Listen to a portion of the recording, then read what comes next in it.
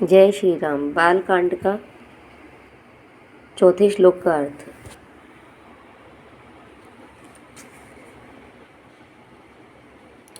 उसके हृदय में आते ही हृदय के निर्मल नेत्र खुल जाते हैं और संसार रूपी रात्रि के दुख मिट जाते हैं एवं श्री राम चरित्र रूपी मणि का और माणिक्य गुप्त और प्रकट जहाँ जो जिस खान में है सब दिखाई पड़ने लगते हैं। जैसे सिद्धजन को नेत्रों में लगाकर साधक सिद्ध और सुजान पर्वतों, वनों और पृथ्वी के अंदर कौतुक से ही बहुत सी खानें देखते हैं। श्री गुरु महाराज के चरणों की रज कोमल और सुंदर नयनामृत अंजन है जो नेत्रों के दोषों का नाश करने वाला है। उस अंजन से विवेक रूपी नेत्रों को निर्मल करके मैं संसार रूपी बंधन से छुड़ाने वाले श्री रामचरित्र का वर्णन करता हूँ। पहले पृथ्वी के देवता ब्राह्मणों के चरणों की वंदना करता हूँ जो अज्ञान से उत्पन्न सब संदेहों को हरने वाले हैं।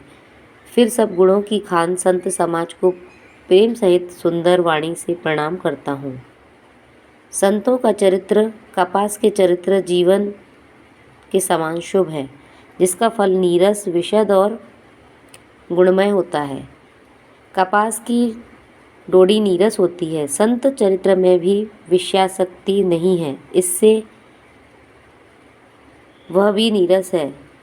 कपास उज्जवल होता है, संत का हृदय भी अज्ञान और पाप रूपी अंधकार से रहित होता है, इसलिए वह विशद है। कपास में गुण तंतु होते हैं, इसी प्रकार संत का चरित्र भी सद्गुणों का भंडार होता है, इसलिए वह गुणमय है।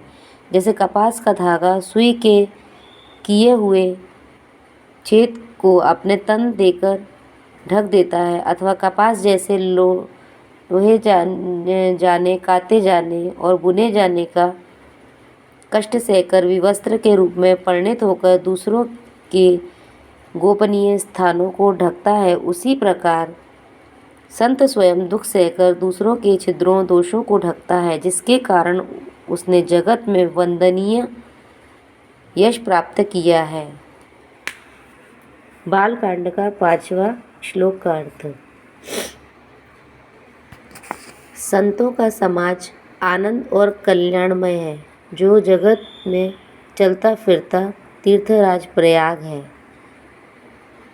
जहाँ उस संत समाज रूपी प्रयागराज में राम भक्ति रूपी गंगा जी की धारा है और ब्रह्म विचार का प्रचार सरस्वती जी हैं।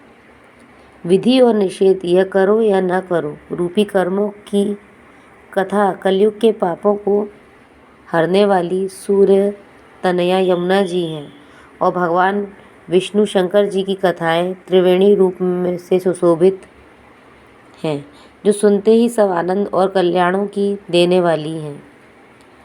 उस संत समाज रूपी प्रयाग में अपने धर्म में जो अटल विश्वास है वह अक्षयवट है और शुभकर्म ही उस तीर्थराज का समाज परिकर है।